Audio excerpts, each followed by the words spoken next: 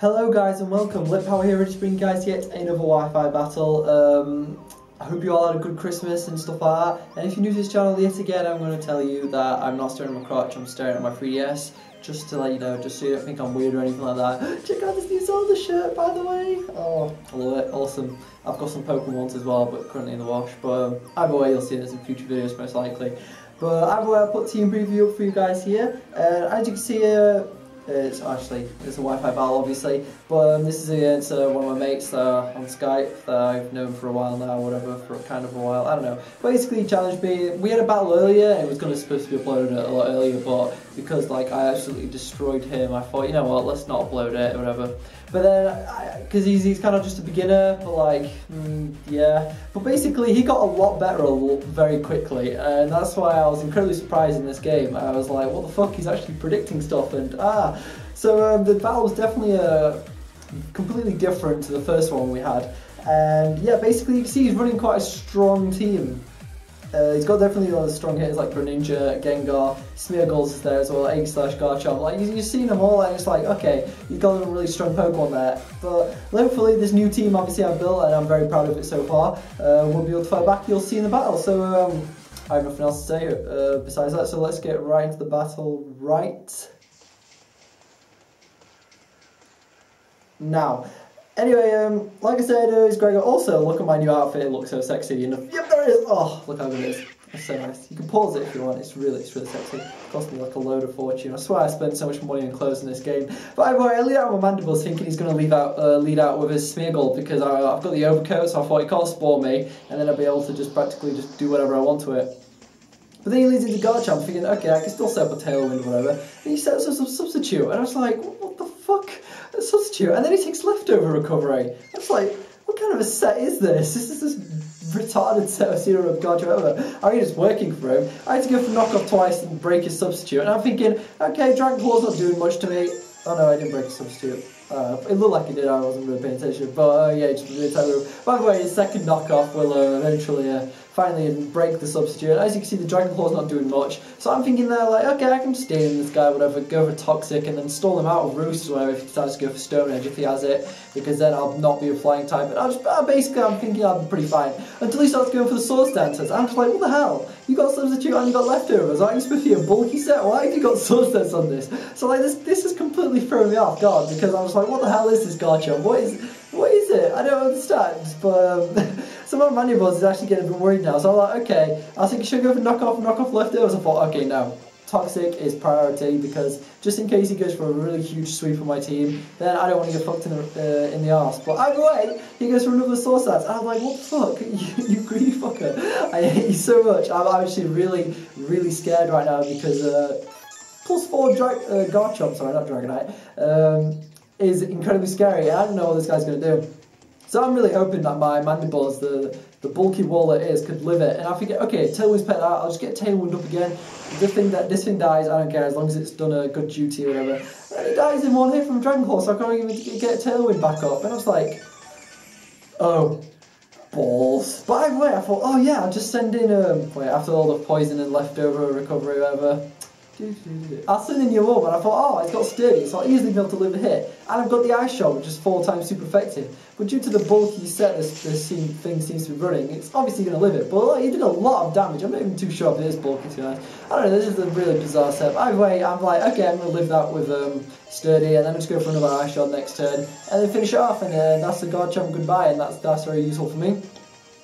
So I'm thinking, okay, you know, Mandibles, you did your job, whatever. I guess Toxic didn't really matter in the end anyway, because it was just going to die. But then he switches out, and I'm just like, what the hell are you doing? Seriously, what? I don't understand what he's trying to do. So I go for Ice Shot, obviously, because I'm not going to fuck around with Garchomp predicting any crazy switches like this. So he goes for Egg Slash, and I'm like, okay, if he decides to set up a Swords Dance, I'll just go for Earthquake now, because there's no point in me going for Ice Shot. It's not going to do anything to it after Leftover Recovery. But this thing has Leftovers as well. This guy just loves Leftovers. But either way, he goes for Shadow Sneak, obviously just playing it safe, just killing off our Pokemon. That's like, whatever. I'm not bothered. It did its job. Garchomp's incredibly weak, and it's lost its +4, so, you know, that's why I thought it would stay in. But either way, so now I send in my Tyranitar, because I've got Earthquake on this thing, and it's probably going to do a lot of damage to Aegislash. So I sent in my Sandstorm, which is useful. I don't know, I don't think it made much of a difference this battle. But I'm just going to Mega Evolve straight away. Obviously, there's no reason for me not to Mega Evolve. And then I'm just going to go for Earthquake, predicting the King Shield. And then afterwards, I know he's not going to use King Shield, so I go for the Crunch. And the reason I go for the Crunch is because it's stab, and I realise I'm not too sure if it makes much, if it's even stronger or anything. I just thought, you know what, it's stab, I'll just go for it. So that's why I go for the Crunch this time and the Earthquake first time. So the Earthquake won't get affected by the King Shield. So I go for Crunch this time, and it did a fuckload of damage. I honestly thought I killed it. Unfortunately not. And he gets to the stand stage, and I'm like, okay, Sacred Sword, it shouldn't kill me. It's 4 times super effective, but it shouldn't kill me. I'm like super bulky. Holy shit, 3 HP. I was incredibly surprised. I'm so glad it's not stab on Egg Slash, otherwise that would have been a real huge problem. But either way, I'm thinking, you know what, I can't let another Pokemon die. I know he's going to go for the Shadow Stick and finish you off. I mean, that's 3 Pokemon dead, I'm not killing a single one. Yeah, I'm going to look really bad. I want to put myself in the best position possible. So I send in my Scrubadub, and hopefully, yeah, I end up living that quite nicely. And I'm like, okay, screw you, Egg Slash, I'm just going to kill you with like a Hydro Pump or something like that. No, wait, I don't go for the Hydro Pump, you'll see after leftover recovery. I go for the Will-O-Wisp because I thought, okay, just in case this guy does King Shield for whatever reason, just, I don't know, just to get more leftover recovery, I'll get the Will-O-Wisp off. So he sent in Smeargle now, and I'm just like, freaking hell. But now, if it has the Focus Sash, which I'm pretty sure it does because I don't really see any Smeargles, well, very few Smeargles that don't want a Focus Sash, or at least I broke the Sash, even though the Sandstorm would have broke it anyway, but like, whatever, burn on anything is kind of useful for HP damage. By the way, after Leftovers and Sandstorm, it's not done much to me, but yeah, it's done a sizable amount. But I don't know what this guy wants to do. He could easily just gone for the Spore, and that would have been really annoying. But he did it for some reason, which is weird, but he went for the Sticky Web, clearly saw priority in that. But then, so I just give the Hydro Pump, I'm just going to KO it, because I didn't want this thing to be out, setting out all its hazards, because I don't have a spinner anymore, because my Donphan's dead. that was annoying. So yeah, Sandstorm's gone, and I just get leftover recovery. So I'm looking sort of good now. I finally killed my first Pokemon on his team, which is a Smeargle, not exactly the most threatening thing. But now he sends in the Joshua, I don't know who that is, but I've already sent in his Venusaur, which turns out to be his Mega, and that's like, what the hell, really? The one thing I didn't think was a heavy hitter is the Mega. So I sent in Tinkerbell, because I think this is the perfect counter. Grass, any grass or poison type user wants to go for it, it's not going to do anything to my Tinkerbell, because it's just going to eat them all up. As you can see, he goes with the Giga Drain. So he's even got egg moves on this thing. Like, I remember, because I tried to get Giga Drain on one of my previous Venusaurs, if you see my previous videos, and I couldn't get it because I really didn't realise it was an egg move. I thought it just loads it for level up. So anyway, I'm just going to go straight for that Brave Bird, because I don't want to mess about with the Mega Venusaur. And he finally switches in his Garchomp for Death Fodder, and that's quite good because obviously he gets the rough skin damage and everything. So that's probably like quite a wise move and quite a wise way to lose your Garchomp. And I was like, oh Jesus Christ, I just wanted that Venusaur dead. But this is what I'm talking about. Before he was not this good, I swear or maybe he was and I just destroyed him anyway, but I don't know, I swear, he just got so good so quickly, and he was predicting everything, switching out so many times. I was like, what the hell?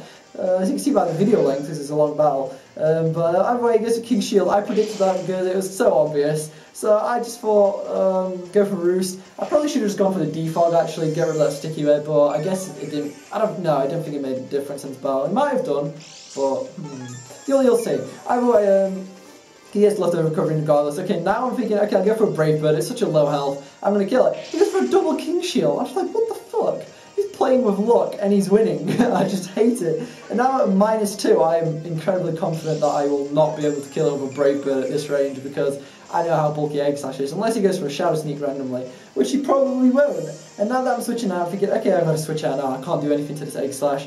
I switch out into my Scrubadub, and he goes for the Swords Dance. I was like, Jesus Christ, he's playing so well right now. Like, I'm feeling like I'm getting completely shot on. I'm just like, what the fuck? But anyway, I say I Scrubadub, I'll get left to recover myself. I think, okay, a +2 Egg Slash. There's no way this can do anything to me, right?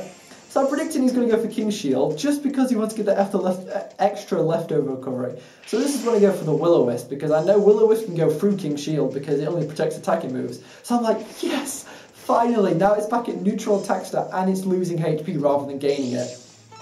I think he did message me at this point, like, what the hell, it went through King Shield? I don't think he knew that, whatever, but like I said, he's only just started out, so I can't really blame him. But, you know, I wasn't exactly going to tell him that, or like, oh yeah, by the way, Will-O-Wisp goes through this, so you might want to switch out, because why would you do that anyway?